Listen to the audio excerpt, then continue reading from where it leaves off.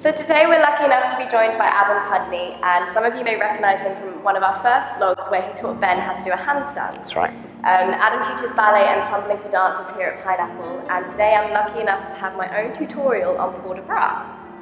What is port de bras? What's the importance on arms? Port de bras is obviously the carriage of arms, which we have to coordinate with the movement of our legs. Obviously, ballet is not just about moving your legs and feet, it's about moving your entire body, and obviously the arms have to complement the movements of the legs, and it helps with the coordination. Most of the arm positions are created to complement what you're doing with your legs. So as a beginner or someone who's not done ballet before, it might be good for them to have an understanding of where to place their arms. Absolutely, there are very basic set positions, and yeah, if you're learning the positions of the legs, you should learn the positions of the arms as well before you even start to try and move them. Perfect, well, let's do it. So where do I begin? Okay, so I'll take you through the basic positions of the arms. The first one we use, I like to think of as a neutral position. We call it bras bar, and I say that you set your fingers about 4 inches in front of your thighs, with your elbows open and away from your body, pressing forward, but with your shoulders pressing down and back. And that goes for all the arm positions. The shoulders are always set down and back. And another good thing to think about when you're in bras bar is that if you imagine you're holding a disc and you're holding it in front of your body. So what you don't want to do is let your arms drop back, and that way you can't be holding a disc. Your arms have to be around the rim of a disc, and they're very circular and curved. Yep.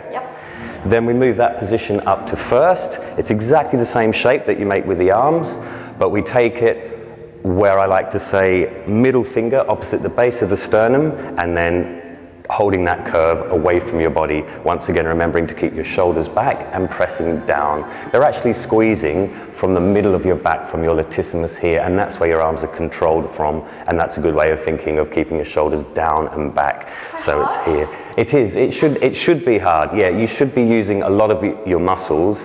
It's not, even though it looks like a soft, very graceful position, it's actually engaging a lot of muscles, and you're using, as you say, using your back, and it kind of hurts a little bit if you're doing it properly. Yeah.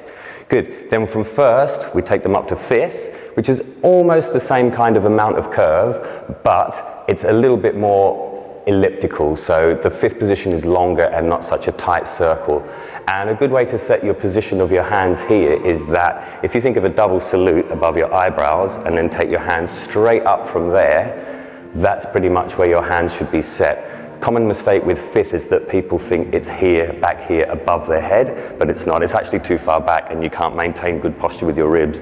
People tend to pop their ribs out this way, and it gets far too far behind them and too hard to control. If you move your little fingers, you can just see them wiggling without having to look up at them. Yeah, that's good, Carly. Excellent.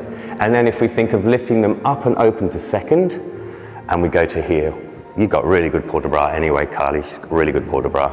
Yeah, so once again, this is a curved position, but it's a much wider curve, and you've got to think of it as a downward curve, yeah, with your elbows above your wrist. So that's the height of Carly's elbows, that's the height of her wrist, and then her shoulder is above her elbows, so it's making a downward curve this way, yeah.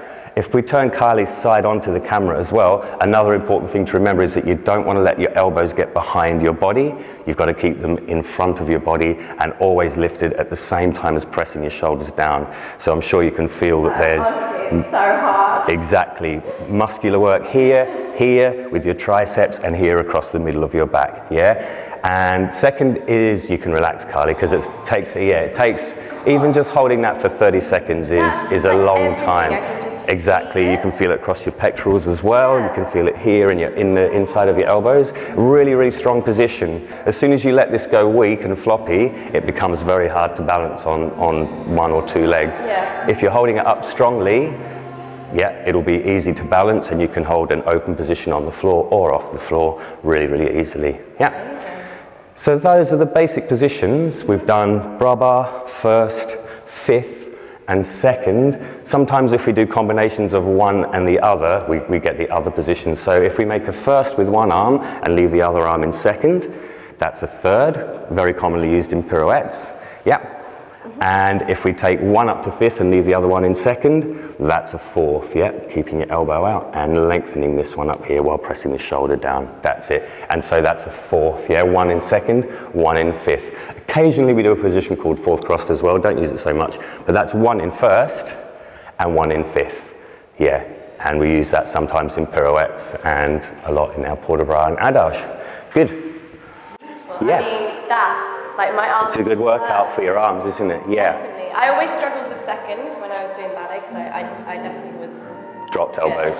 Dip elbows. Exactly. That's basically, I'm glad you mentioned that, because that is the biggest no-no in port de bras and carrying your arms, is dropping your elbows, yeah? So I always say in bras bar, you can't drop your elbows back. In first, you can't drop your elbows down. In fifth, you can't drop your elbows forward. And in second, you can't drop your elbows down. Otherwise, you get this sort of what I call scarecrow position. And it just doesn't look like classical ballet. But that is the most common problem with port de bras, dropped elbows. Yeah. Perfect. Yeah. Adam, thank you so much, guys. Get practicing your arms and definitely get into a class. Absolutely. Thanks, Carly. Thank you. If you'd like to know more, you can check out our website. And make sure you follow us on social media. Here's a tweet